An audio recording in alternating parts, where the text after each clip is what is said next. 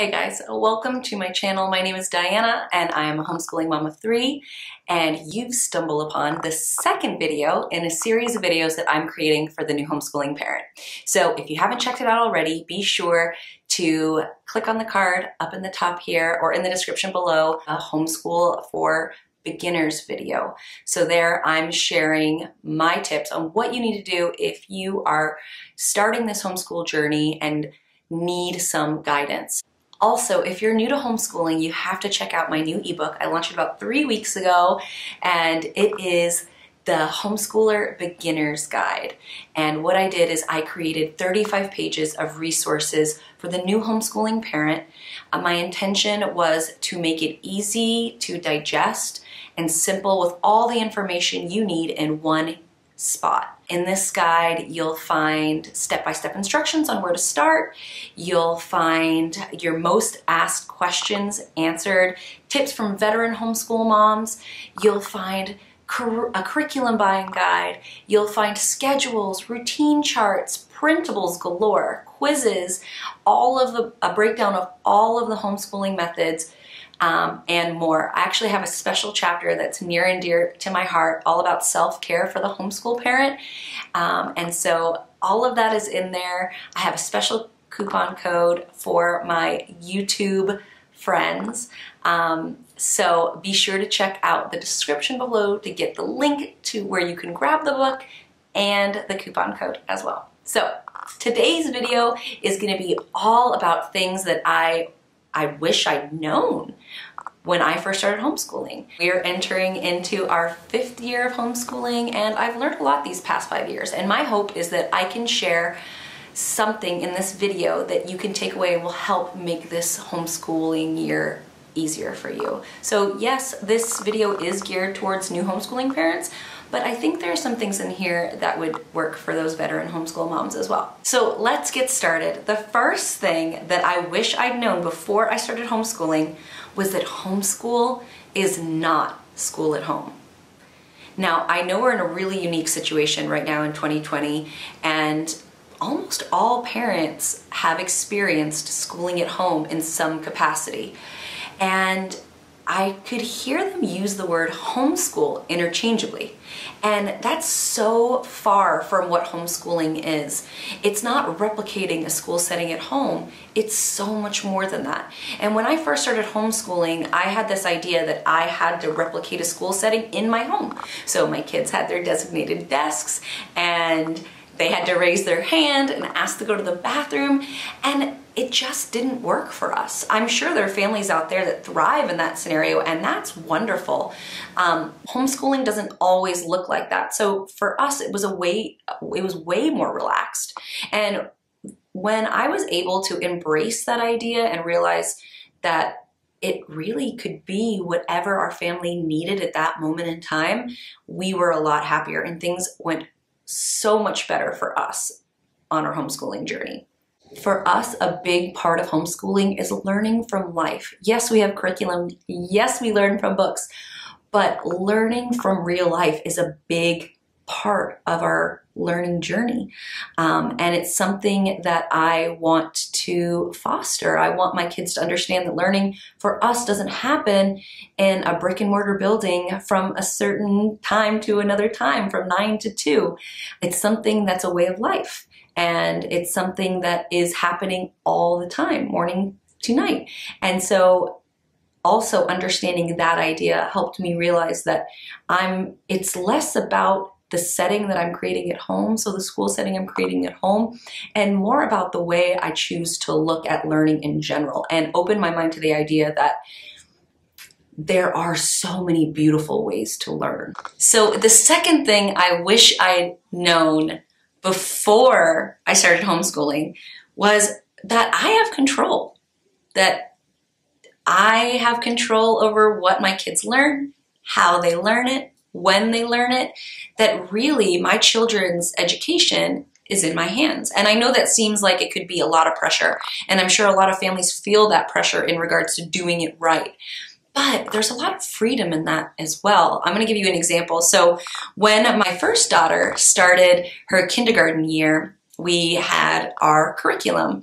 And I love finding curriculum that is really easy for me to use and really functions for our family. For me, prepping my own curriculum just doesn't work for where we are right now and my workload. So having an open and go curriculum is amazing. But what ended up happening with that is I felt like I was a slave to that curriculum. So every box had to be checked. Every lesson had to be done. Every activity had to be done the exact way it was described in the curriculum. And I was really losing sight at what it meant to create a learning environment that catered to my child. And what ended up happening with math in particular is she really didn't love it. She didn't love the curriculum. It wasn't really explaining things in a way that was easy for her brain to understand. And so we struggled a lot with that. And so I then took control and realized, hey, I don't have to follow this curriculum to a T. I can choose to, skip these review questions because my child's already mastered this idea and is kind of acting bored. Or I can spend 3 days on one particular lesson because I don't feel they've really mastered this to be able to move on. So I, as their teacher, had the control to be able to cater the curriculum to use it the way it worked for us. And it was really hard for me to grasp that idea in the beginning. It was really hard for me to understand that having the control could actually be a blessing. Yes, I still use resources, I still use curriculum, but there's also times that I put that curriculum away and we learn from living. And that is the flexibility that homeschool provides us. And there's something really beautiful about that. And so understanding that as the homeschooling parent, you have control of the situation, that you know best and you know what's best for your child, and you're constantly listening and learning and growing and adapting, means that you can make decisions in regards to curriculum, in regards to scheduling, in regards to co-ops, or what your homeschool day looks like in general. You can create a learning environment that suits your family best. And you have the control to do that. And that means that your homeschool won't look like anyone else's homeschool, that your homeschool is going to be unique to you and to your family's needs and your needs as a homeschooling parent. And there's something really, really special about that. And I think that's what differentiates homeschool from other school settings, is you really have the power to create any type of learning environment that you see fit. So that goes into the third thing I wish I'd known before I started homeschooling, was that I really needed to be open to change. So I told you the story about my daughter and the curriculum. And when I was open to the idea, one, that I had control over the way we would use that curriculum, and two, that things might change or need to change to benefit her and her learning experience, things went so much better for us. And so in this particular example with the curriculum, we ended up having to just change the curriculum altogether mid-year. I had to just ditch that entire curriculum and start something new. And I think a lot of times we have societal pressures telling us, okay, your child is this age, they should fall within this level, and my child's at this level, and there's that comparison game, and that can get into your head really easily. It gets into mine for sure. The minute that I was open to the idea that things might not look the way I thought they would look, like for example, having that traditional school setting at home, or that I might not fit in with a certain homeschooling method or a homeschooling style, or I might not look like those other, homeschooling Instagram accounts, and that I was open to the idea of changing, not only changing what we were doing, but changing my own expectations over what our homeschool would look like, or my child's learning experience would look like. Once I was open to that idea, things changed. I could see that my relationship with my children changed. My happiness as their parent changed. I felt this huge burden off of my shoulders Even in the beginning of the school year, when I was picking curriculum later on, I realized I didn't have to put so much pressure on myself, because we have the opportunity to change it anytime we need to. And if that means changing our schedule up a little bit, you know, doing school in the mornings some days and in the afternoons some days, or having a more unschooling approach, or working in our workbooks a lot more, or changing our curriculum mid-year, all of those things provide for an experience for your children where they can learn best. And you can create an environment where that you are catering an education directly to them. And there is no school in the world that can do that, that will just change mid-year because they know what's best for your child. And so, you know, you have this really beautiful and unique opportunity, but you just need to be open to that. And I think going into homeschooling, if you already have the mindset that things could change based on your expectations, or based on other people's expectations of you, I think you'll be a lot happier. So the fourth thing that I wish I'd known before I started homeschooling was it was okay to prioritize myself. That taking time for myself or pursuing passions that had nothing to do with homeschooling my kids was okay. And it didn't make me any less of a good homeschooling mom. For a long time, I really struggled with finding balance. I saw homeschool as an all or nothing type of thing, and I was consumed in it. And to be completely honest, I lost myself. And I see so few homeschooling parents actually doing it, prioritizing themselves, making decisions for their homeschool that's best for them, not just best for their children.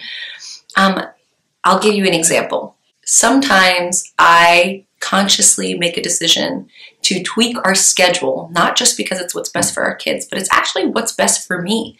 So I'm not a great morning person, and I lost my dad earlier this year, and mornings were just really, really tough for me.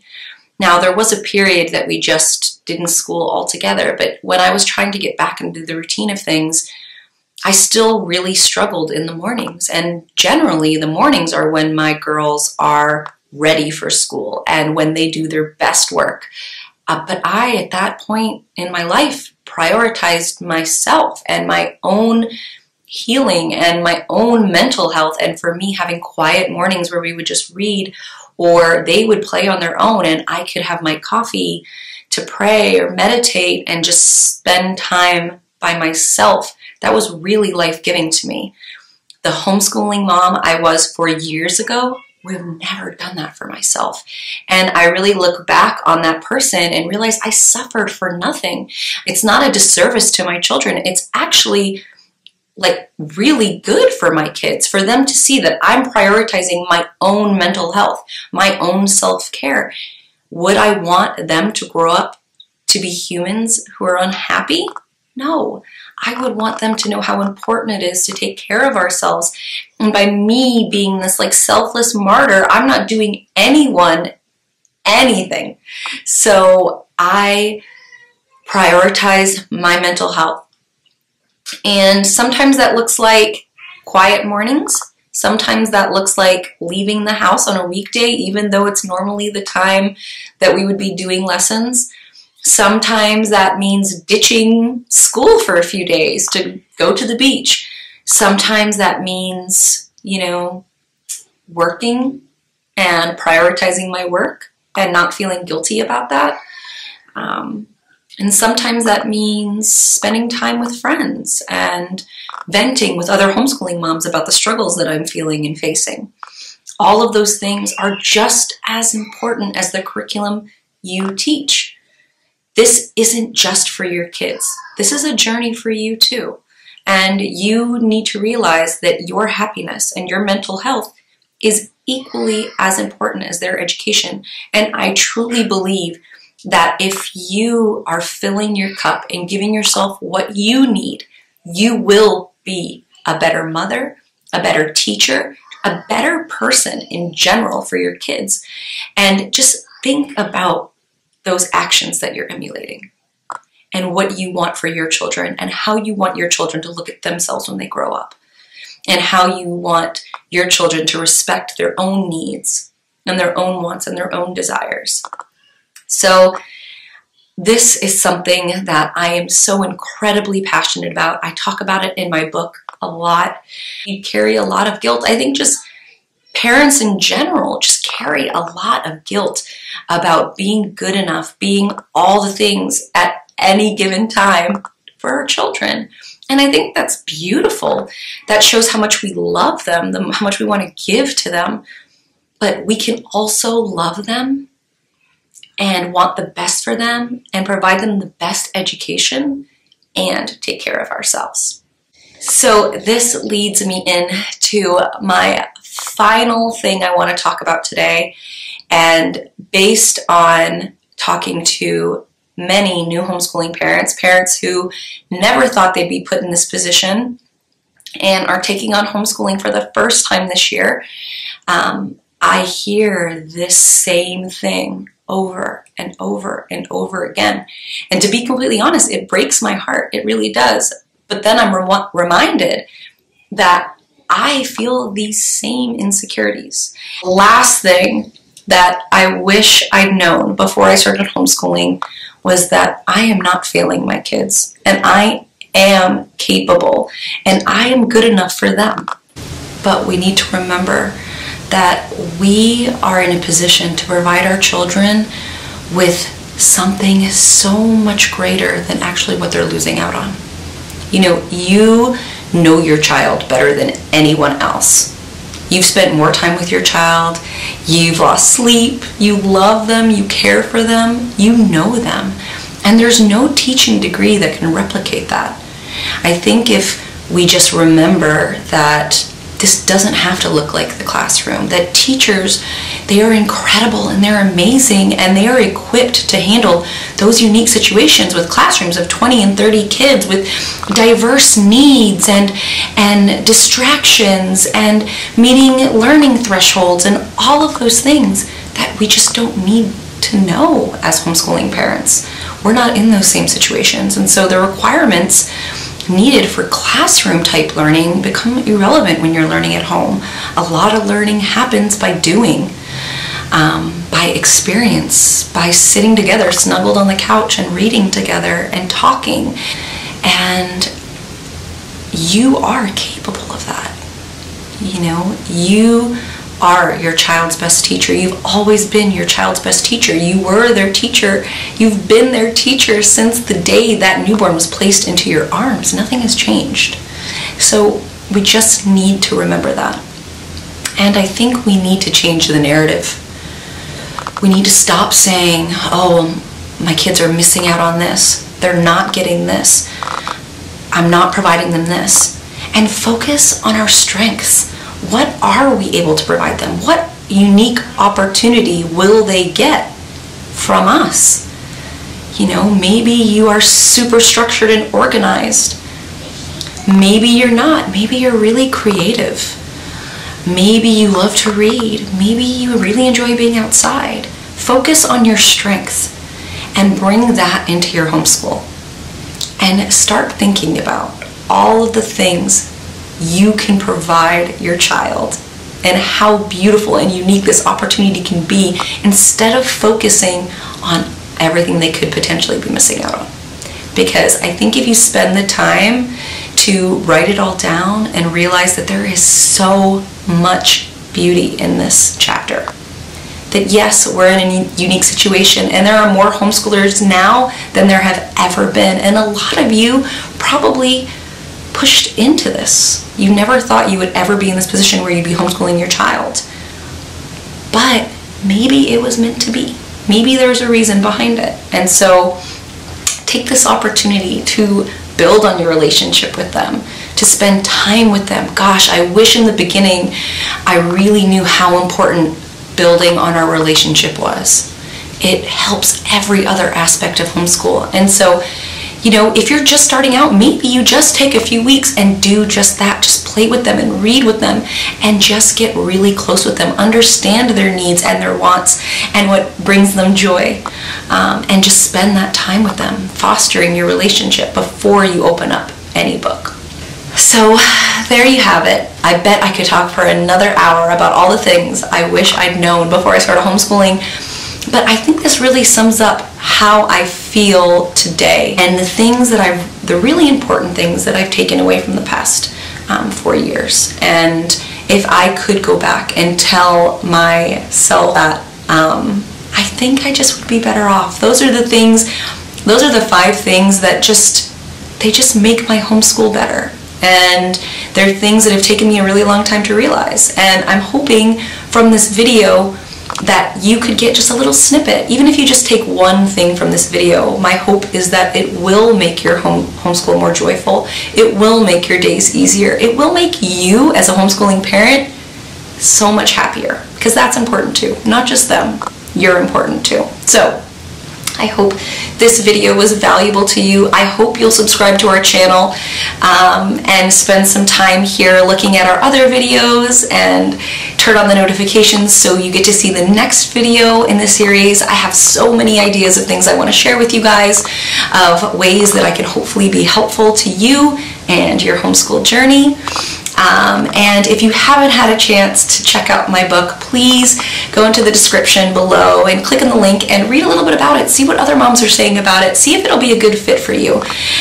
Because if you're a new homeschooling parent, I spent hours and hours and hours, and as cheesy as it sounds, I put my heart and soul into creating a resource for you that I hope will be really, really helpful. So thank you so much for watching, and I'll see you in the next video.